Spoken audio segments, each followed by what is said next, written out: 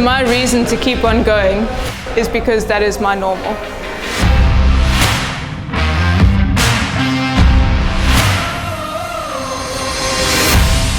So my love for engines and motorsports and going fast and I guess the wind through your hair and the feeling of speed, I think I was actually born with it. So I grew up on a Saturday. It was a really big treat for me to go down to the racetrack with Dad after work, do naughty things like have ice cream and bubble gum, which my mom wouldn't let us do.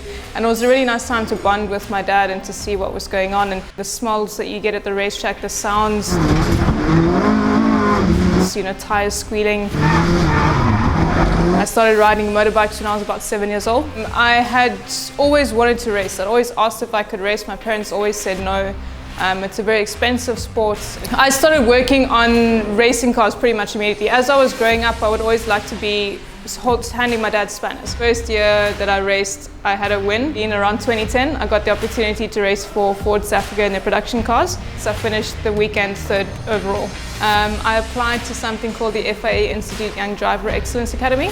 Over 100 applicants, and I was the first African, the first South African and the first female to ever get into the academy. Test My Ride was the reality TV show that I did. And then you've got to race against a former Formula 1 driver, ex-Formula 1 driver with Ferrari. And all I wanted and hoped in my head and my heart was just to be faster than him. And I was the only person to be quicker than Mika Solo. I think one of only 4 people ever machine. And that was a car my dad and I built together. There's something special when it's all your hard work that's gone into making a machine work. That time I was riding, I went to a new place I hadn't ridden at before. And I had my first really big accident.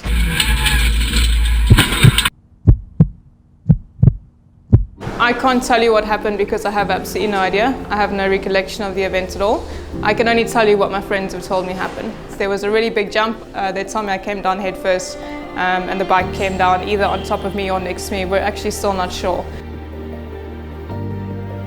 I broke my collarbone. I fractured my pelvis in 4 places, 2 vertebrae, and then by landing on my head I had massive brain injury. There were a large number of months where I wasn't allowed to drive a road car. I was off work for about 2 years. My mom came and she said to me, come sit outside. So we went and we sat outside and had a cup of tea at like 10 o'clock in the morning, which is weird if you don't know why you're there. Hang on, how long has this been going on?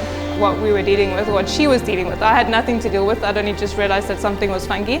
But my family had been going through this heartache and trauma really for weeks at that point. So we got a phone call here at work a little while back and it was a guy, I'm building a race car for myself. I was supposed to drive it. I cannot drive it due to health reasons. And it was sort of the first glimmer of life might get back to what it used to be. Maybe I can still do this racing thing, but the question is, would I be able to compete as I used to?